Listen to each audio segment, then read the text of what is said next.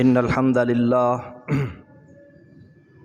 نحمده ونستعینه ونستغفره ونعوذ باللہ من شرور انفسنا ومن سیئات اعمالنا من يهده اللہ فلا مضل له ومن يضلل فلا هادی له واشهد ان لا الہ الا اللہ وحدہ لا شریک له واشهد ان محمدا عبده ورسوله یا ایہا الذین آمنوا اتقوا اللہ حق تقاته ولا تموتن الا وانتم مسلمون یا ایہا الناس اتقوا ربکم الذی خلقکم من نفس واحدہ وخلق منها زوجها وبث منهما رجالا كثيرا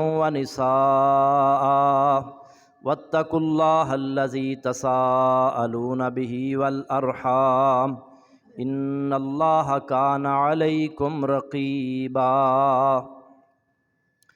يا أيها الذين آمنوا اتقوا الله وقولوا قولا سديدا يصلح لكم أعمالكم ويغفر لكم ذنوبكم ومن يطع الله ورسوله فقد فاز فوزا عظيما أما بعد فإن خير الحديث كتاب الله وخير الهدي هدي محمد صلى الله عليه وسلم وشر الأمور محدثاتها وكل محدثة بدعة وكل بدعة ضلالة وكل ضلالة في النار اللهم صل على محمد وعلى آل محمد كما صليت على إبراهيم وعلى آل إبراهيم إنك حميد مجيد اللهم بارك على محمد وعلى آل محمد كما باركت على إبراهيم وعلى آل إبراهيم إنك حميد مجيد رب اشرح لي صدري ويسر لي أمري واحلل عقدة من لساني يفقهوا قولي رب زدني علما رب أعوذ بك من همزات الشياطين وأعوذ بك رب أن يحضرون قال الله تعالى في الكلام المجيد والفرقان الحميد أعوذ بالله من الشيطان الرجيم إن الله يأمركم أن تعدوا الأمانات إلى أهلها وإذا حكمتم بين الناس أن تحكموا بالعدل إن الله نعم ما يعظكم به إن الله كان سميعا بصيرا۔ سورہ النساء کی آیت نمبر 58۔ اللہ رب العزت اس آیت کریمہ میں ارشاد فرما رہے ہیں ان اللہ یأمرکم ان تؤدوا الامانات الی اہلہا، بے شک اللہ تعالیٰ تمہیں حکم دیتا ہے کہ تم امانتیں ان کے حقداروں کو ادا کرو۔ وَإِذَا حَكَمْتُمْ بَيْنَ النَّاسِ، اور جب لوگوں کے درمیان فیصلہ کرو، أَن تَحْكُمُوا بِالْعَدْلِ، تو انصاف سے فیصلہ کرو۔ إِنَّ اللَّهَ نِعِمَّ مَا يَعِظُكُمْ بِهِ، یقیناً اللہ تمہیں یہ بہت ہی اچھی نصیحت کرتا ہے۔ إِنَّ اللَّهَ كَانَ سَمِيعًا بَصِيرًا، بے شک اللہ تعالیٰ ہمیشہ سے سب کچھ سننے والا، سب کچھ دیکھنے والا ہے۔ گزشتہ خطبہ میں آپ سن چکے ہیں کہ پاکستان ایمانداری میں پوری دنیا کے ممالک میں سے 160ویں نمبر پر ہے۔ یہ ہمارے لیے بڑے افسوس کا مقام ہے کہ ہم مسلمان ہیں، ہونا تو یہ چاہیے تھا کہ ایمانداری میں ہم پہلے نمبروں پر ہوتے، لیکن پہلے نمبروں پر یہودی ہیں، عیسائی ہیں، غیر مسلم ہیں، اور مسلمان اسلامی ریاست پاکستان جو ہے وہ 160ویں نمبر پر ہے۔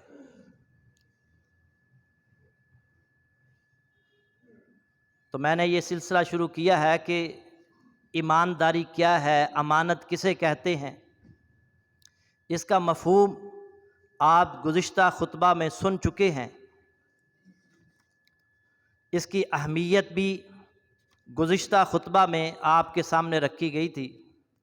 یہ جو امانت کا لفظ ہے یہ امن سے ہے، اور امن کے معنی نفس کے مطمئن ہونے کے ہیں۔ امین جو ہوتا ہے نا، امین امانت کی ادائیگی میں ہی اطمینان پاتا ہے، اور امین ہوتا بھی وہی ہے جس کے بارے میں دل مطمئن ہوتا ہے کہ یہ خیانت نہیں کرے گا۔ امانت کی بہت ساری قسمیں ہیں، ان پر انشاءاللہ گفتگو ہوگی۔ کچھ کا تعلق حقوق اللہ سے ہے، کچھ کا تعلق حقوق العباد سے ہے، اور سب سے اہم پوائنٹ یہ ہے کہ ہر ذمہ داری امانت ہے۔ ہمارا جو دین ہے اس کی امارت امانت پر قائم ہے۔ جبریل نبی صلی اللہ علیہ وسلم کے پاس اور آپ صلی اللہ علیہ وسلم سے پہلے تمام نبیوں کے پاس اللہ کی وحی لے کر آتے رہے۔ اللہ نے انہیں کہا جبریل امین، وہ امین ہیں، امین۔ اور ہر نبی کو اللہ تعالیٰ نے قرآن میں امین کہا ہے، انی لکم رسول امین۔ رسول اللہ صلی اللہ علیہ وآلہ وسلم نبوت سے پہلے ہی آپ کو مکہ کے مشرک کافر لوگ آپ کو صادق اور امین کہا کرتے تھے۔ امانت کی اہمیت کے حوالے سے ایک حدیث آپ سن چکے ہیں کہ عبادہ بن صامت رضی اللہ تعالی عنہ راوی ہیں۔ رسول اللہ صلی اللہ علیہ وسلم نے فرمایا مجھے 6 چیزوں کی ضمانت دو، میں تمہیں جنت کی ضمانت دیتا ہوں۔ جب بات کرو تو سچ بولو، جب وعدہ کرو تو پورا کرو، اور جب تمہیں امانت دی جائے تو اسے ادا کرو، جب تمہیں کوئی ذمہ داری دی جائے تو اس کا حق ادا کرو، شرمگاہوں کی حفاظت کرو، نگاہوں کو جھکا کر رکھو، اور ہاتھوں کو ظلم و زیادتی سے روکے رکھو۔ 6 چیزوں کی ضمانت دے دو، میں تمہیں جنت کی ضمانت دیتا ہوں۔ اس میں ایک چیز ہمارے موضوع کے متعلق، امانت کو ادا کرو۔ اور سیدنا انس رضی اللہ تعالی عنہ بیان کرتے ہیں نبی صلی اللہ علیہ وسلم جب بھی کوئی خطبہ ارشاد فرماتے، واعظ کرتے، تو آپ اس خطبہ میں یہ فرمایا کرتے تھے لا دین لمن لا عہد لہ، لا ایمان لمن لا امانت لہ۔ اس کا کوئی دین نہیں جو عہد کی پابندی نہیں کرتا، اس میں ایمان نہیں ہے جو امانت دار نہیں ہے۔ منافق کی 3 علامات نبی صلی اللہ علیہ وسلم نے بتائی ہیں۔ جب وہ بات کرتا ہے تو جھوٹ بولتا ہے، جب وہ وعدہ کرتا ہے تو اس کی خلاف ورزی کرتا ہے، وَإِذَا اؤْتُمِنَ خَانَ، جب اس کو امانت دی جاتی ہے تو اس میں خیانت کا ارتکاب کرتا ہے، خائن ہوتا ہے، منافق خائن ہوتا ہے۔ مومن ایماندار ہوتا ہے، اور امانت کے اندر خیانت کرنا ایسا جرم ہے کہ اللہ کی راہ میں اگر کوئی شہید ہو جائے اس کے سب گناہ معاف ہو جائیں گے، مگر بددیانتی اور خیانت کی معافی نہیں ہے۔ حضرت عبداللہ بن مسعود رضی اللہ تعالیٰ عنہ فرماتے ہیں اللہ کی راہ میں شہید ہونے سے امانت کے علاوہ باقی سب گناہ معاف ہو جاتے ہیں۔ قیامت کے روز ایک آدمی لایا جائے گا، اگرچہ وہ شہید ہی کیوں نہ ہو، اسے کہا جائے گا کہ امانت ادا کرو، امانت ادا کرو۔ اس حدیث کے راوی کا بیان ہے کہ میں یہ بات سن کر حضرت برا بن عازب رضی اللہ تعالیٰ عنہ کی خدمت میں حاضر ہوا اور ان سے کہا دیکھیے عبداللہ بن مسعود کیا فرما رہے ہیں۔ انہوں نے فرمایا وہ سچ کہتے ہیں، تم نے اللہ کا یہ حکم نہیں سنا، ان اللہ یامرکم ان تعدوا الامانات الی اہلھا، اللہ تمہیں حکم دیتا ہے کہ امانتیں ان کے اہل لوگوں کے سپرد کرو۔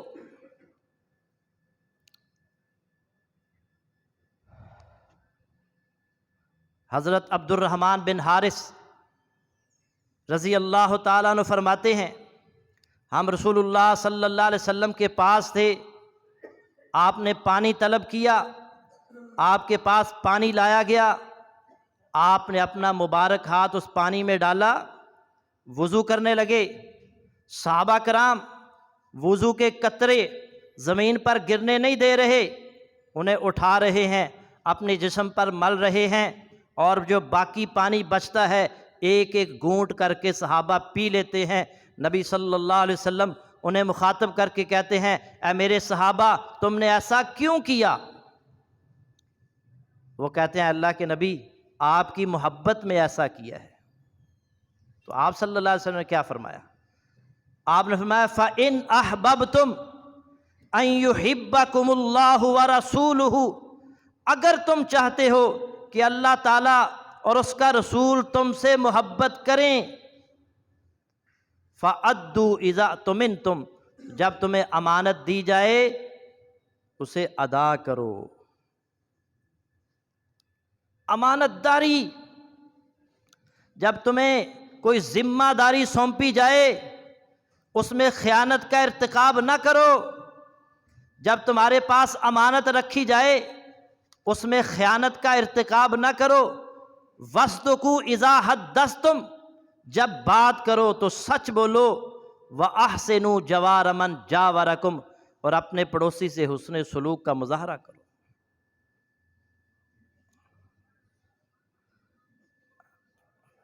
نبی صلی اللہ علیہ وسلم کیا کہہ رہے ہیں؟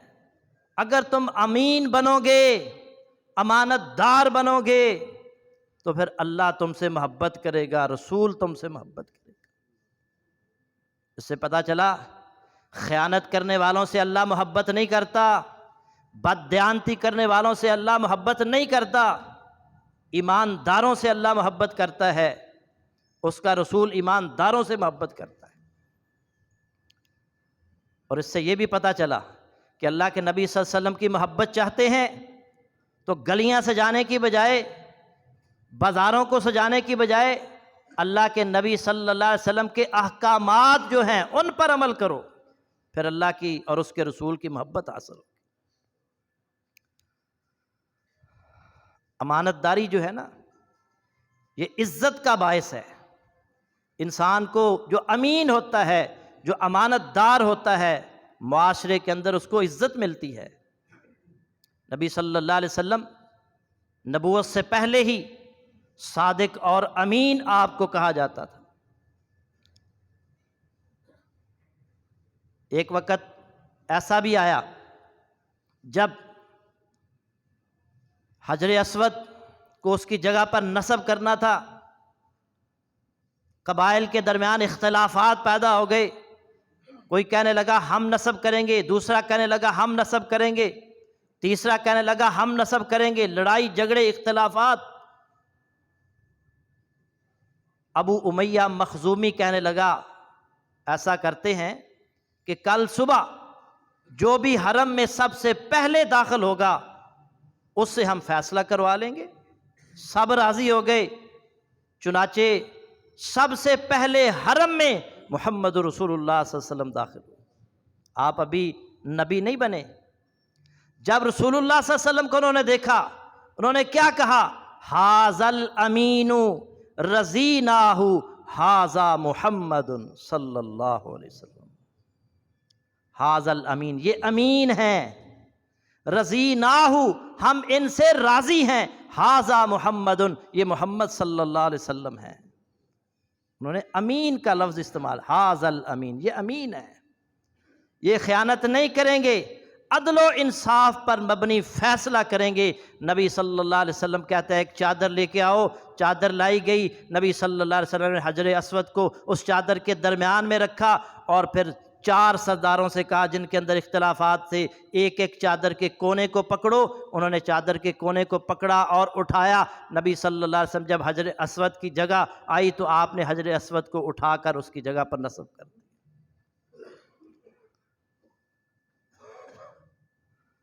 امین آدمی کو عزت ملتی ہے، بددیانتی کرنے والے کو، خیانت کرنے والے کو معاشرے کے اندر عزت نہیں ملتی۔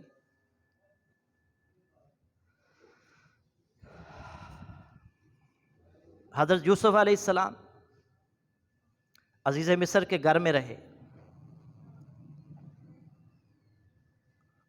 اس کی بیوی نے ڈورے ڈالنا شروع کر دی،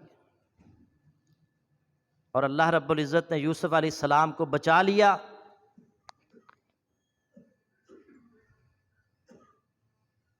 تحقیقات ہوئیں تو پتہ چلا یوسف علیہ السلام سچے ہیں۔ یوسف علیہ السلام نے اس موقع پر کیا کہا تھا؟ ذالک لیعلم انی لم اخنہ بالغیب، یہ اس لیے کہ عزیز مصر جان لے کہ میں نے اس کی عدم موجودگی میں خیانت نہیں کی۔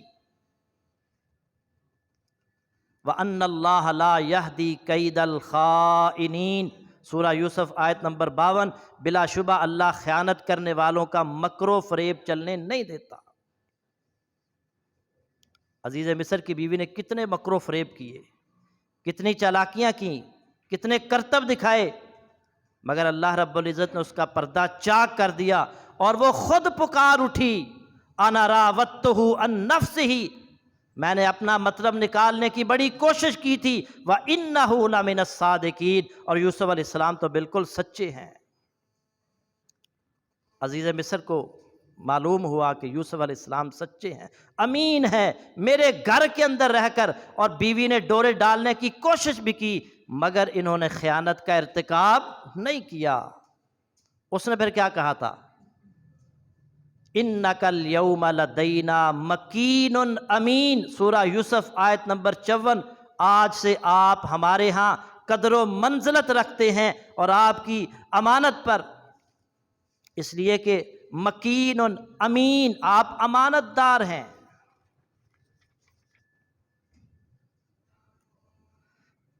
اچھا، یوسف علیہ السلام کے اندر اور بہت ساری خوبیاں تھیں، ذہین و فطین تھے، حلم اور صبر رکھنے والے تھے، خوابوں کی تعبیر جاننے والے تھے، معاملہ فہم تھے، مگر شاہی اختیارات سونپتے ہوئے عزیز مصر نے ان کی جس خوبی کا ذکر کیا وہ امین کی خوبی کا ذکر کیا۔ اس سے پتہ چلا شاہی اختیارات، کوئی ذمہ داری سونپتے وقت سب سے عام چیز جو دیکھنی چاہیے وہ یہ ہے کہ یہ کتنا امین ہے، یہ امانت دار ہے کہ نہیں، اس ذمہ داری کا اہل ہے یا نہیں۔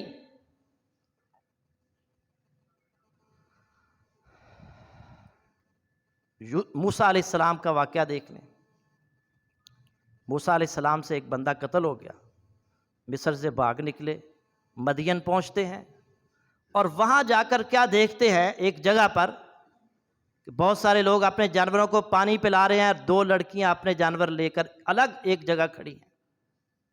جب سب لوگ پانی پلا کر چلے گئے، اب وہ اپنے جانور لے کر کنویں کے پاس آتی ہیں۔ یوسف علیہ السلام خود کنویں سے پانی نکال کر اکیلے ہی ان کے جانوروں کو پانی پلاتے ہیں، اور وہ بہت جلد اپنے جانوروں کو لے کر گھر پہنچ جاتی ہیں۔ ان کے باپ، بعض مفسرین نے شعیب علیہ السلام بھی لکھا ہے، وہ کہتے ہیں آپ بڑی جلدی آ گئی ہو، کیا وجہ ہے؟ پہلے تو بڑی دیر کے بعد آیا کرتی تھی۔ انہوں نے کہا کہ انہیں سارا واقعہ سنایا کہ ایک نوجوان ہے، اس بڑا طاقتور ہے، مضبوط ہے، اس نے پانی اکیلے نہیں کنویں سے نکال دیا اور ہمارے جانوروں کو پلا دیا، اس لیے ہم جلدی جلدی گھر پہنچ گئے۔ شعیب علیہ السلام کیا کہتے ہیں کہ جاؤ اسے لے کر آؤ، ایک بیٹی کو بھیجتے ہیں کہ جاؤ موسیٰ علیہ السلام کو بلا کر لاؤ کہ ہم اس کے احسان کا بدلہ چکاتے ہیں۔ وہ انہیں لے کر آئی، شعیب علیہ السلام سے وہ بیٹی کہنے لگی، قالت احداہما یا ابت استاجرہ ان خیر من استاجرت القوی الامین۔ ان دو میں سے ایک نے کہا، اے ابا جی ان کو نوکر رکھ لیں، ان کو خادم رکھ لیں، ان کو ملازم رکھ لیں، ان خیر من استاجرت القوی الامین، کیونکہ اچھا نوکر وہی ہوتا ہے جو مضبوط بھی ہو، طاقتور بھی ہو اور امانت دار بھی ہو۔ ان کے اندر دونوں خوبیاں پائی جاتی ہیں، طاقتور بھی ہیں، جس کنویں سے پانی کئی مرد نکالتے ہیں اکیلے نے نکال دیا، اور پھر امین اتنے ہیں کہ مجھے کہا تھا کہ میں آگے چلتا ہوں، تم میرے پیچھے پیچھے پیچھے آنا، اور کنکر سے میں راستہ بتاتی جاتی تھی۔ امین ہے یہ۔ تو شعیب علیہ السلام نے ان کی امانت کی وجہ سے ان کے ساتھ معاہدہ کیا، اور پھر اللہ رب العزت نے امانت کے باعث ان کو ٹھکانہ بھی دیا، اور پھر اللہ رب العزت نے بعد میں بیوی بھی عطا کر دی۔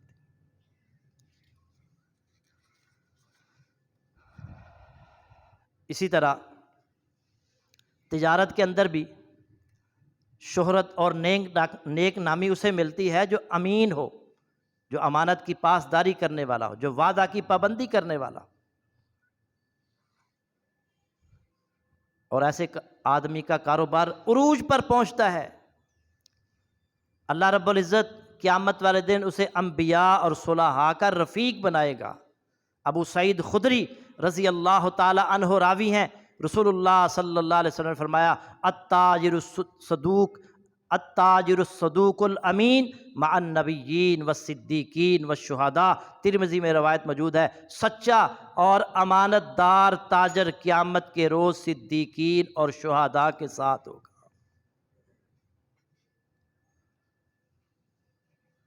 امام سفیان بن عیینہ رحمۃ اللہ علیہ بڑی پیاری بات انہوں نے فرمائی ہے، وہ کہا جس کے پاس تجارت اور کاروبار کے لیے پونجی نہیں ہے نا، اسے چاہیے کہ امانت کو اپنی پونجی بنا لے، امانت کو اپنی پونجی بنا لے۔ پھر دیکھیے گا، میں ایک ایسے بندے کو جانتا ہوں انارکلی کے اندر، پہلے وہ ایک جو ہے نا وہ سائیکل پر کپڑے بیچا کرتا تھا، ایمانداری کے ساتھ جس سے سودا خریدتا تھا اس کو بر وقت پیسے پہنچاتا تھا۔ اس کی ایمانداری کو دیکھتے ہوئے انارکلی کے اندر انہوں نے اس کو ایک دکان لے کر دی، اور پھر وہاں پر آج اس نے ایمانداری کے ساتھ جو بھی لوگوں کے سے معاملہ کرتا تھا، ایمانداری کا مظاہرہ کرتا تھا، خیانت کا ارتکاب نہیں کرتا تھا، لوگوں کو بر وقت جن سے کپڑا خریدتا تھا بر وقت پیسے دیتا تھا، آج وہ سب سے بڑا تاجر ہے۔ کچھ نہیں تھا اس کے پاس، لیکن امانت اس کے پاس تھی۔ جو خیانت کا ارتکاب کرتا ہے، جو ایماندار نہیں ہوتا، کچھ عرصے کے بعد لوگ اس کے ساتھ کاروبار کرنا چھوڑ دیتے ہیں۔ اگر کسی کے پاس مال نہیں ہے تو امام سفیان بن عیینہ رحمۃ اللہ کہتے ہیں کہ وہ اپنی امانت کو پونجی بنا لے۔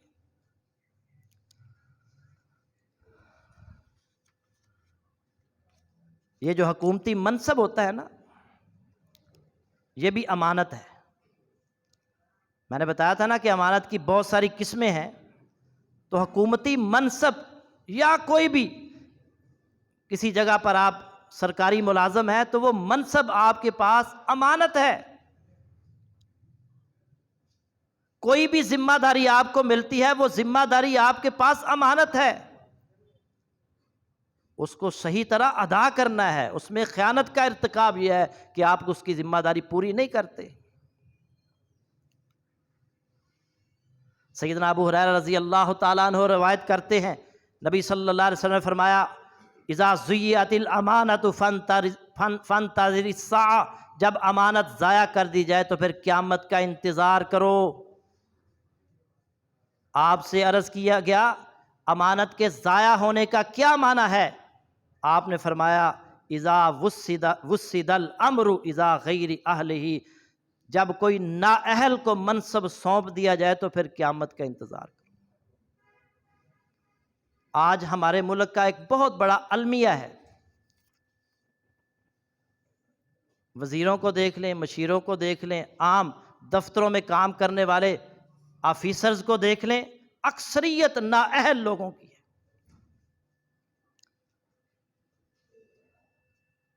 نااہل لوگ ہم پر مسلط ہیں۔ ہم یہ دیکھتے ہیں کوئی وزیر بناتے وقت، مشیر بناتے وقت یہ نہیں دیکھا جاتا کہ یہ کتنا امین ہے، یہ دیکھا جاتا ہے کہ یہ پارٹی کا کتنا وفادار ہے، یہ قیادت کے کتنا قریب ہے۔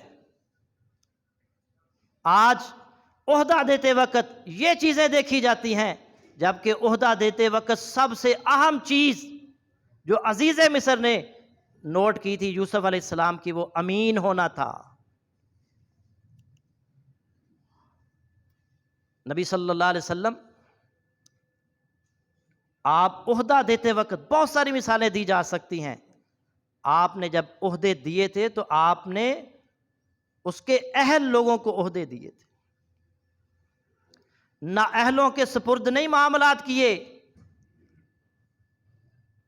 نبی صلی اللہ علیہ وسلم مکی زندگی ہے، آپ صلی اللہ علیہ وسلم ایک دن آپ کا دل کیا کہ میں بیت اللہ کے اندر جا کر نماز ادا کروں۔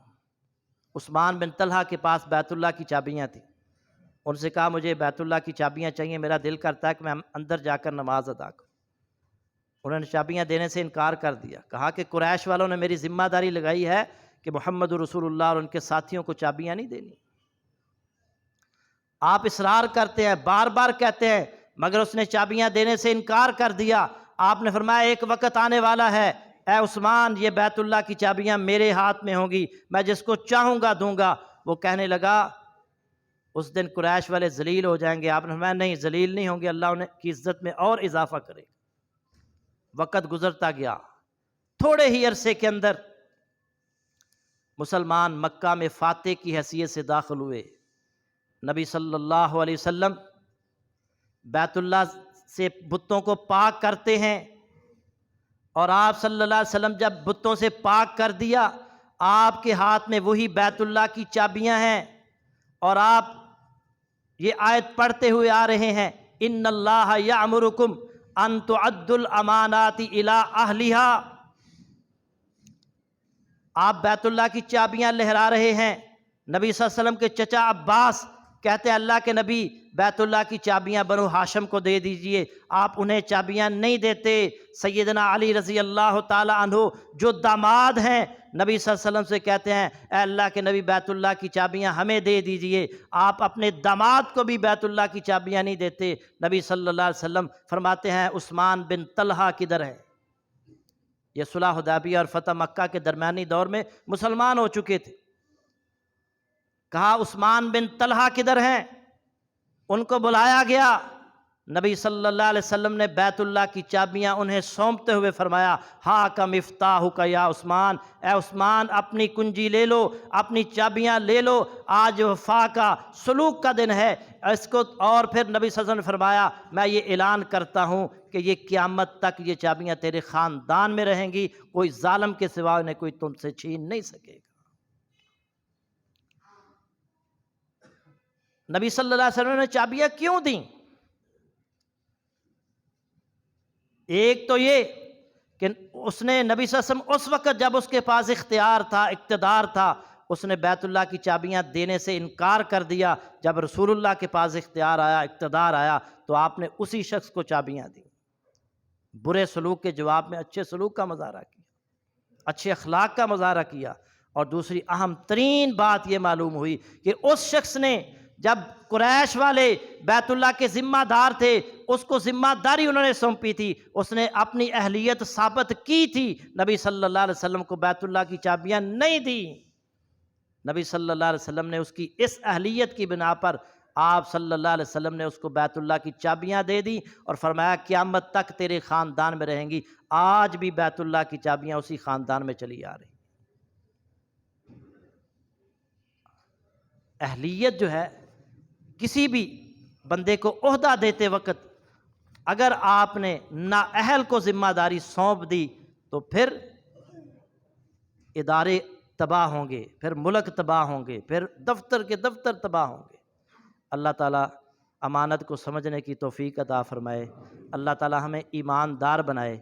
مزید امانت کی اقسام آئندہ خطبے میں بھی بیان کی جائیں گی۔ وآخر دعوانا ان الحمد للہ رب العالمین۔